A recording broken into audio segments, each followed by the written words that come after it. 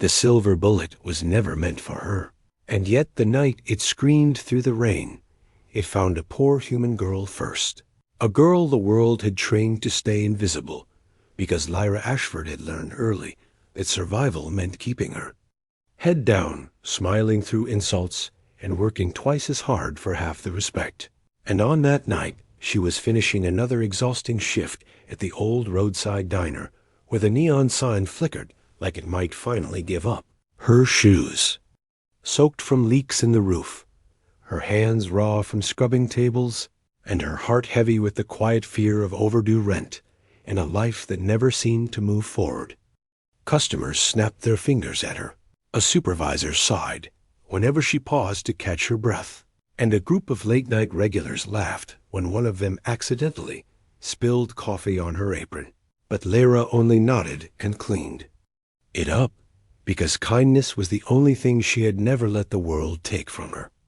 That was when the door opened, and the temperature in the diner seemed to drop, not in a dramatic way, but in the subtle, instinctive way animals feel before a storm, and every conversation soft as a tall man entered with two identical boys. At his side, a man whose presence meant the room around him, dressed too well for this place, moving with a calm control that made even the loudest patrons lower their voices. Lyra did not know his name yet, only that his eyes were pale and ancient and tired, and that the children beside him held themselves too carefully, as if the world had already taught them it was dangerous. She guided them to a booth by the window, and spoke gently, suggesting small things to make the boys comfortable, not because the man was powerful, but because the children looked afraid, and that simple human instinct, that reflex to protect the vulnerable, was what caught the vampire king's attention for the first time in centuries. He had ruled through fear and distance for longer than most cities had existed, hiding his sons from enemies who would gladly erase his bloodline. And he had learned to expect cruelty from the world, not warmth from a tired waitress with cracked hands and a soft voice. Yet Lyra treated him like what he was in that moment, a single father trying to feed two children in the middle of the night. And the boys slowly relaxed, smiling when she joked with them, trusting her in a way they trusted almost no one. King watched it all in silence, something unfamiliar stirring beneath his carefully locked control, while Lyra returned to her work, unaware that she had just stepped into a story far larger than her own. When the bill was paid, generously enough to make her chest tighten with relief and disbelief, she followed them outside to say thank you. The rain cold against her skin, the street quiet except for the hum of distant traffic and the drip of water from broken gutters. That was when she saw it, the dark car across the road, the barely visible movement behind the window, a glint of metal catching moonlight, and in that instant everything slowed, because Lyra understood danger not through prophecy or magic, but through experience, through years of learning how quickly things could go wrong for people who were already powerless. She did not think about the man's unnatural speed or the whispers she had heard about monsters in human skin. And she did not think about herself at all, because the boys were laughing softly at something their father had said, small and unguarded for once, and Lyra moved before fear could stop her. She shouted, her voice breaking the night, and ran, throwing herself between the children and the unseen threat. Just as the shot rang out, a sharp, violent sound that tore through the rain, and the impact drove the breath from her lungs as she fell, pain blooming across her back in a way that felt distant and unreal. The vampire king reacted a heartbeat too late, fury exploding as he shielded his sons, and his guards flooded the street, but the damage was done. Because Lyra lay on the cold pavement, blood mixing with rain, her thoughts blurring as she focused on one simple truth, that the boys were alive. As the king knelt beside her, centuries of control cracking, he smelled silver in her blood and something else beneath it, something ancient and impossible, and for the first time since his crown had been forged, fear took hold of him. Not fear for himself, but for a fragile human girl who had chosen sacrifice without hesitation. Sirens approached, shadows moved, and the world tried to reclaim its order. But in that moment, as Lyra slipped toward darkness, and the vampire king swore silently that she would not die for his enemy's ambition, fate shifted because the weakest person in the street had just changed the future of the most powerful bloodline in the realm.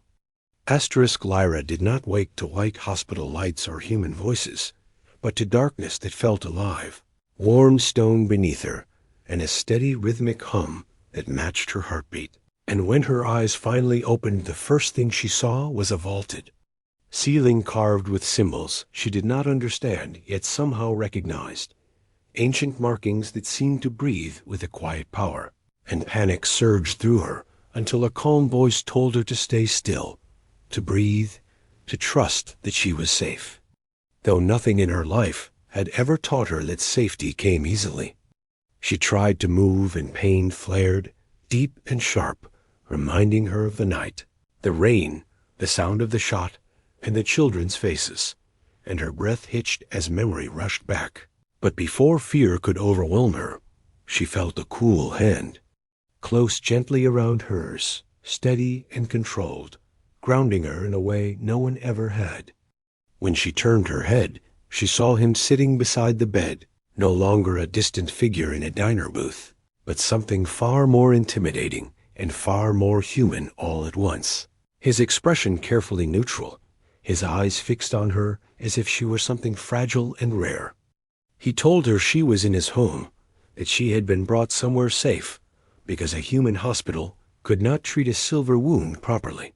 And though none of it made sense, Lyra nodded because the exhaustion in his voice felt real, because he had stayed, because she sensed that leaving was not an option, even if she wanted to run.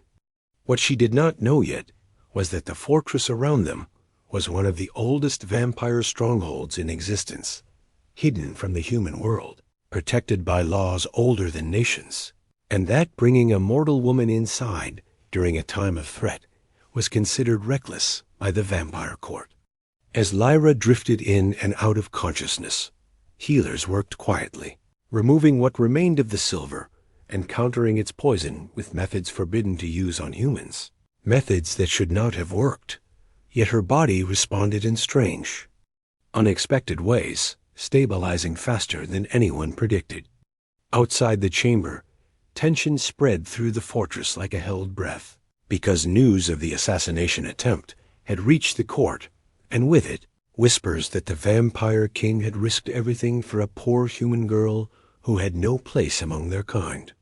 Some called her a liability, others an inconvenience, and a few more dangerous voices called her an opportunity, because power had always attracted those who wished to twist it. The king listened to none of them as he stood before the council, his authority absolute, declaring Lyra under royal protection, his tone leaving no room for argument, even as resentment simmered behind polite bows and false concern. To them, Lyra was a servant girl who should have died quietly, a momentary shield in a larger war, but to him, she was the woman who had stepped into death without hesitation for his sons, and that truth cut deeper than any blade.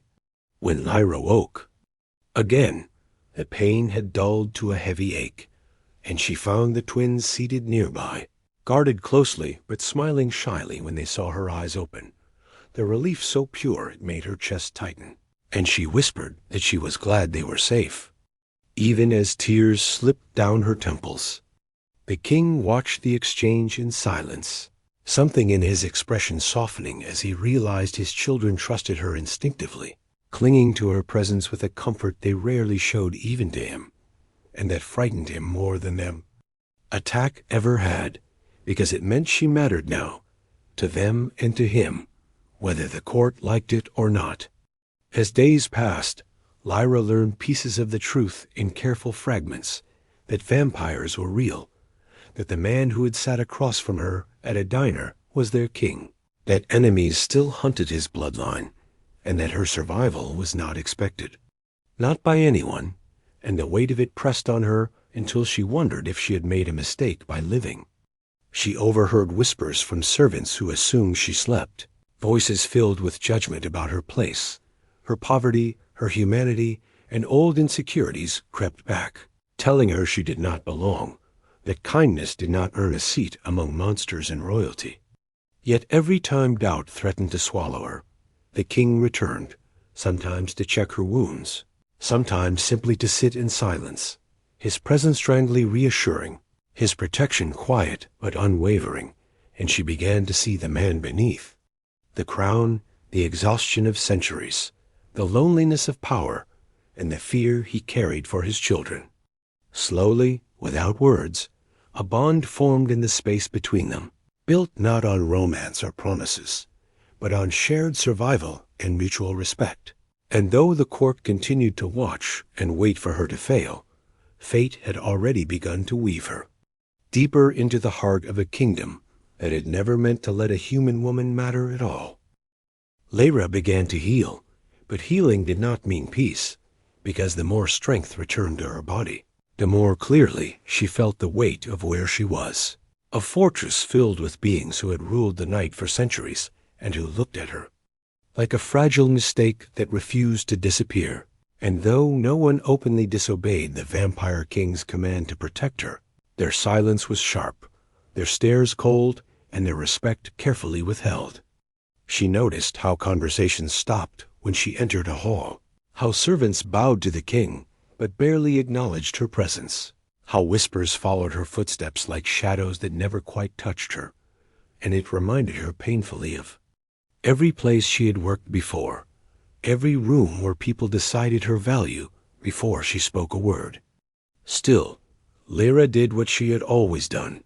She stayed polite, thanked everyone who brought her meals, helped the healers clean their tools despite their protests, and spent time with the twins whenever she was allowed, reading to them, listening to their fears, calming the nightmares that woke them in the early hours of the morning.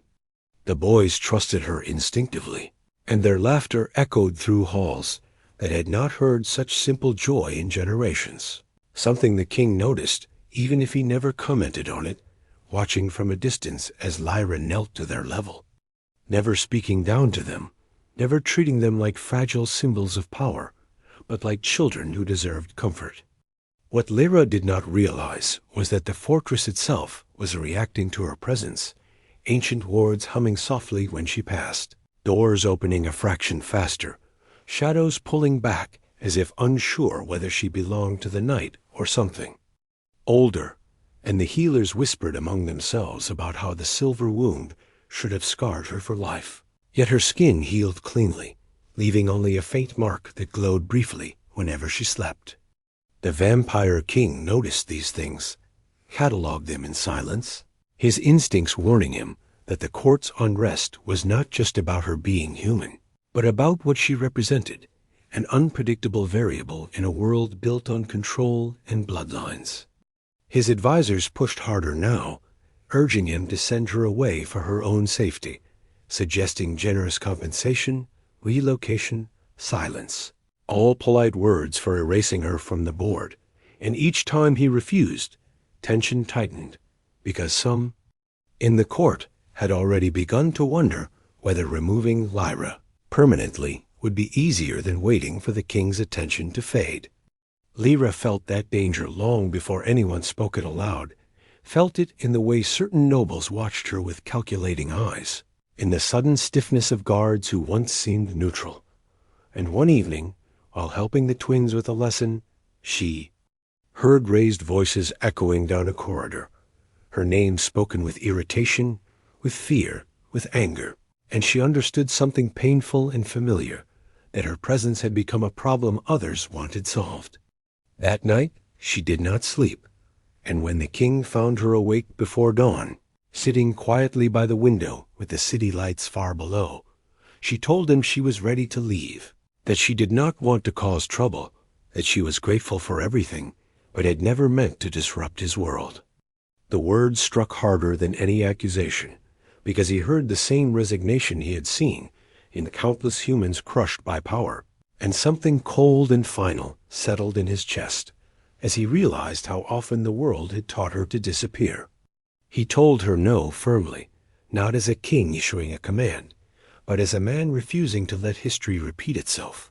And when she argued that she was only human, that she had nothing to offer a vampire kingdom except problems, he answered without hesitation that she had already given more than most immortals ever would. The moment changed something between them, a quiet shift where Lyra saw not a ruler, but someone who understood loneliness too well, and for the first time she allowed herself to believe that staying might not be selfish. The danger she sensed became real sooner than expected, when one of the fortress wards was triggered during the night, alarms low and ominous, guards flooding the corridors as shadows moved where they should not have been.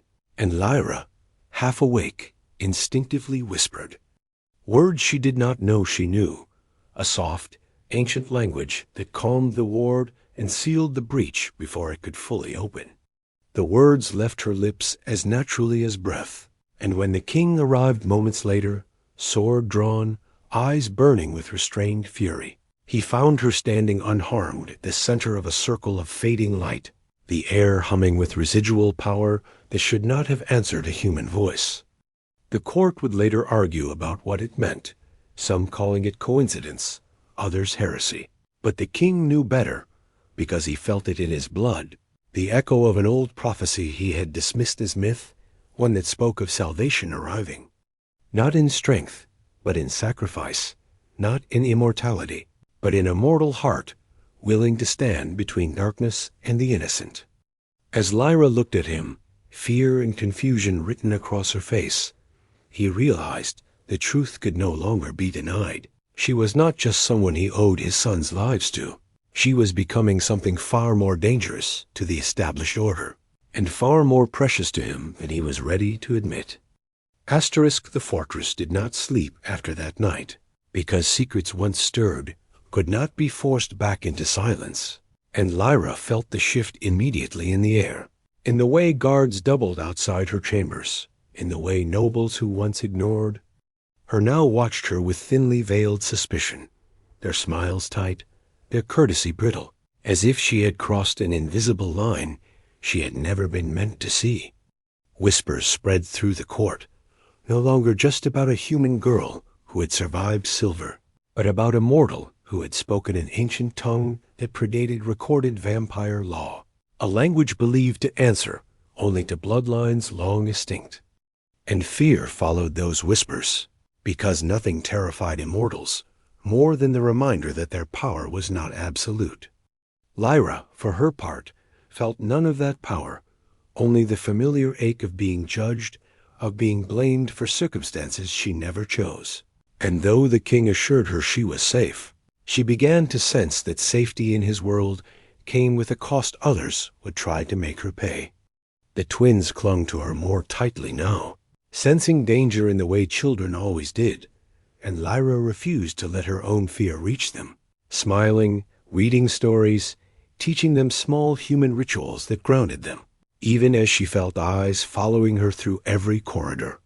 The king grew quieter, more watchful, his protective instincts sharpening into something dangerous, because every report brought him closer to a truth he did not want to face, that parts of his own court were testing his limits, gauging how far they could push before he broke or before Lyra did. The breaking point came not with open defiance, but with deception, when Lyra was invited, under false courtesy, to attend a gathering meant to welcome her, escorted by guards she did not recognize, their expressions too neutral, their movements too precise. She sensed the trap too late, the corridors subtly changing, the wards shifting in ways that made her chest tighten. And when she tried to turn back, the doors sealed with a quiet finality that left her breath shallow and her heart racing. For a moment, old fear threatened to overwhelm her, the instinct to apologize, to submit, to make herself smaller in hopes of surviving. But then she remembered the rain, the gunshot, the way she had moved without thinking for two frightened children, and something steadier rose in her place. When the nobles revealed their intentions, cloaked in polite words about containment and study, Lyra understood exactly what they wanted: to control what they did not understand, to turn her into an object, a tool, or a warning, and she refused, standing her ground with trembling hands and a voice that shook but did not break. The magic answered her again, not violently, but firmly, ancient wards flaring to life around her in a protective shell that held long enough for the fortress alarms to scream in earnest, the sound echoing through stone and blood alike. The king felt it instantly, a wrenching pull in his chest that sent him moving faster than thought, tearing through corridors with a fury the court had not seen since the old wars, his authority absolute as he arrived to find Lyra cornered, guards frozen, in place by wards they could not cross. He did not shout, did not threaten, because his silence was far worse, his eyes glowing with restrained power as he dismantled the conspiracy with surgical precision, stripping titles, issuing sentences, and making it painfully clear that harming Lyra was not a political miscalculation, but treason. In the aftermath, the court reeled, instant karma delivered not through spectacle, but through consequence, and for the first time, Lyra saw the full weight of the king's protection, not as a favor, but as a declaration that changed her standing forever. Yet it was what happened afterward that mattered more, when the king came to her chambers, not as a ruler, but as a man shaken by how close he had come to losing her, and told her the truth he could no longer hide about the prophecy, about how her survival and her voice matched lines he had dismissed as superstition, about how the realm itself seemed to respond to her presence. Lyra listened in stunned silence, the idea that she could matter on that scale clashing violently with a lifetime of being told she was replaceable. And when she finally spoke, she did no task about crowns or destiny, but about whether his children would be safe, whether her staying would truly protect them or make them targets. That question, more than her magic, more than the prophecy, sealed something in the king's heart, because it proved what he already knew, that her strength had never come from power, but from compassion, from a willingness to put others before herself, even now.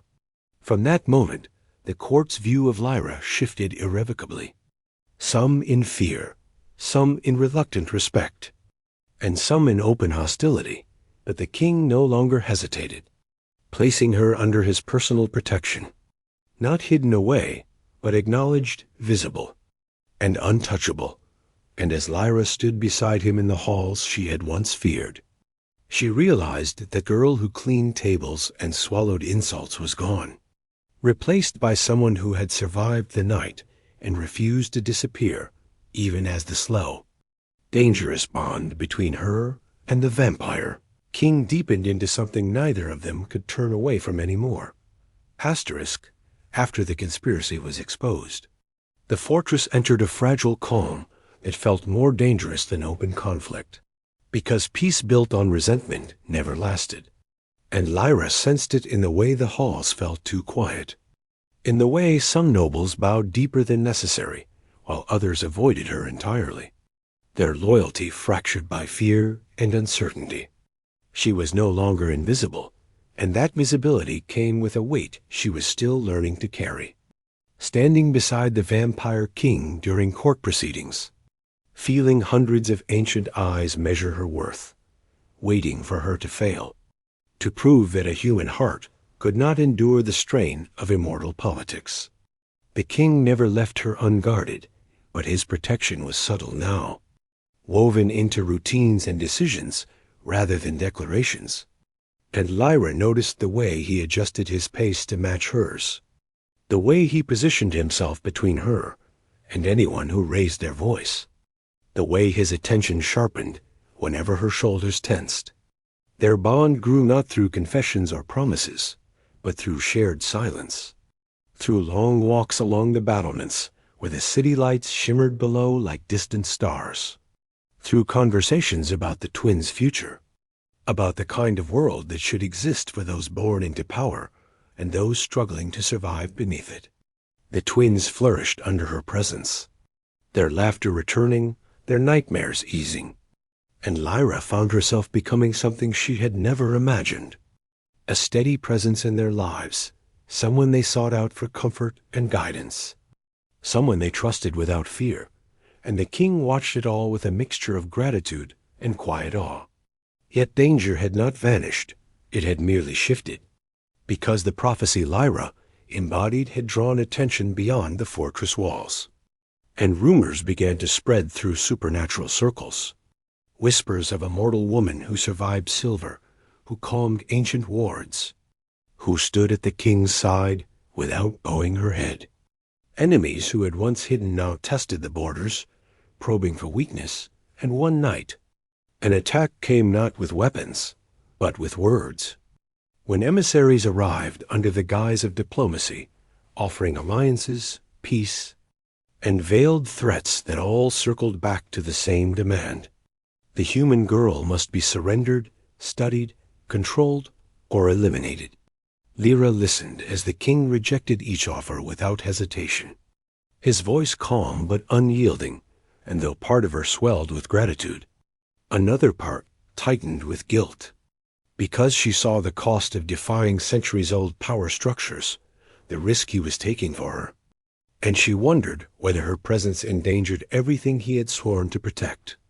That doubt festered until she made a decision that frightened her more than any enemy, to confront the court herself, to speak not as a symbol or a weapon, but as a human being who refused to be traded.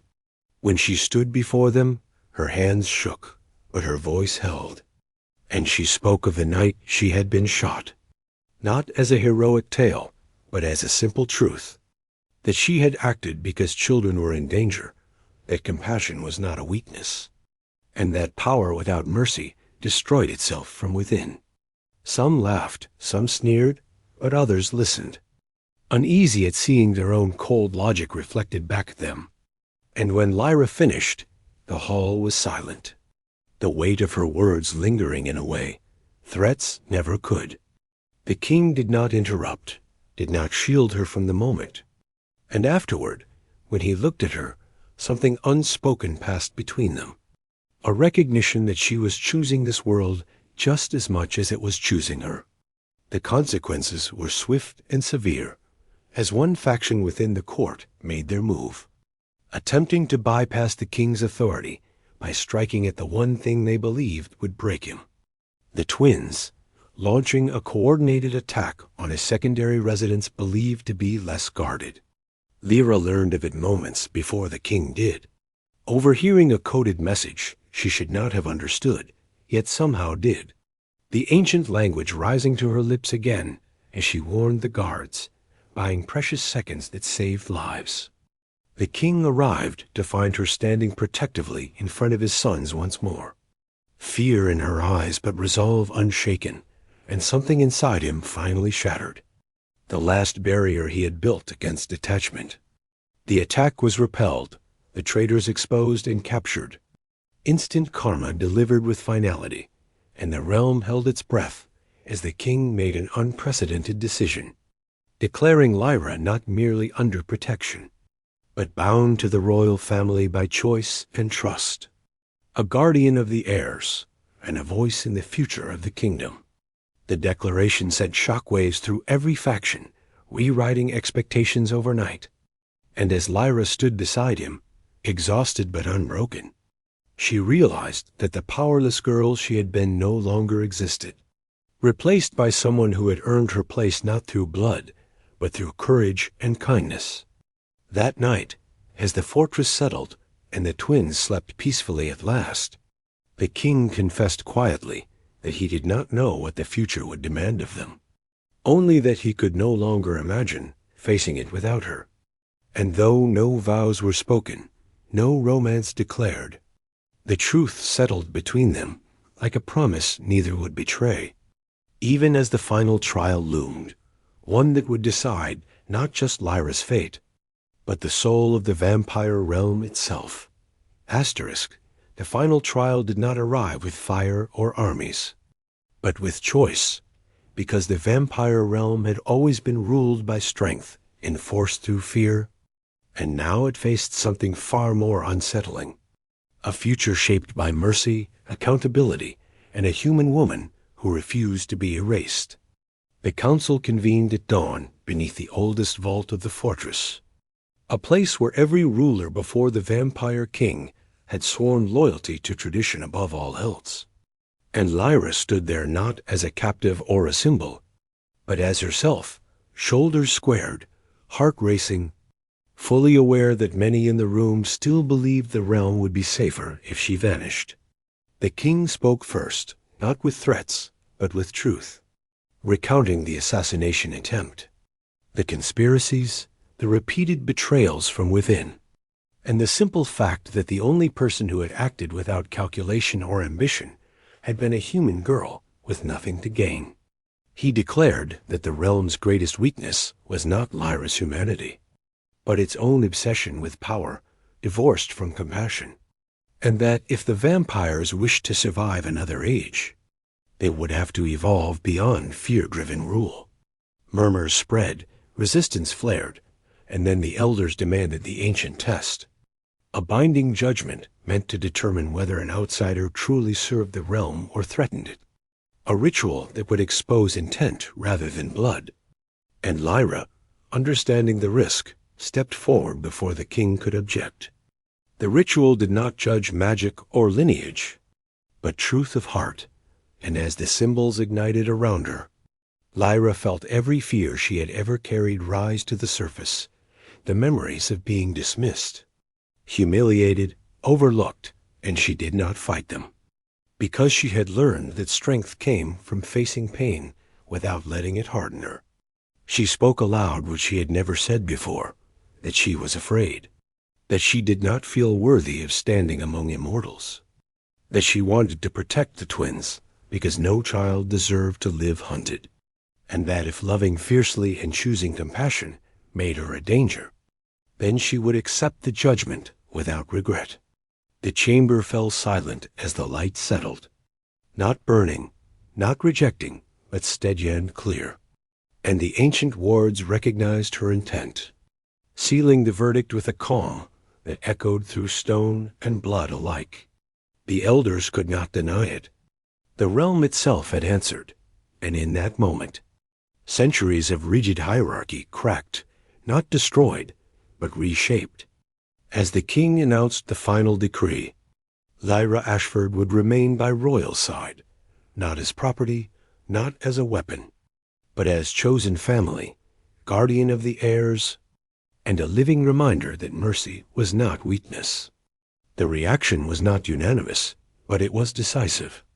Opposition fractured, loyalty realigned, and justice followed swiftly for those who had betrayed the realm, not through spectacle, but through lawful consequence, proving that power could be exercised without cruelty. In the days that followed, change rippled outward, policies shifted to protect the vulnerable, alliances recalibrated, and the twins grew brighter, safer, their laughter returning fully at last, while Lyra learned what it meant to belong without losing herself. The vampire king changed too, subtly but unmistakably, his rule becoming quieter, steadier, guided not just by ancient law, but by the perspective of someone who had lived without power and survived through kindness. Their bond deepened not through grand declarations, but through shared responsibility, through nights spent planning a safer future, through moments of silence where words were unnecessary. And one evening, as they watched the city together from the battlements, the king finally acknowledged what had long been true, that fate had not saved Lyra for him, but through her had saved them all. He did not ask her to kneel, did not offer crowns or titles she had not chosen, only a place beside him built on trust, respect, and a love proven through action rather than promises. And Lyra accepted, not as a reward, but as a commitment to keep choosing courage when it mattered most. The realm adjusted, slowly but surely, because stories traveled faster than fear. Stories of a poor human girl who had taken a silver bullet meant for royal heirs, who had faced immortals without hatred, and who had taught a kingdom that the strongest protection did not come from fangs or crowns, but from a heart willing to stand in the dark for others. And so the vampire king learned that true power was not ruling without mercy, but ruling alongside it, and that his fated salvation had always been human.